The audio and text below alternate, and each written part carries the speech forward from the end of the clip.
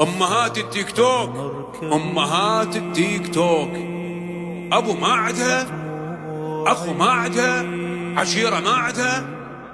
ولا انت تخيل فاتحة بث الى الصباح تحت اي عنوان سولف ويا الزلم، ويا الزلم السولف. كم واحد شافها؟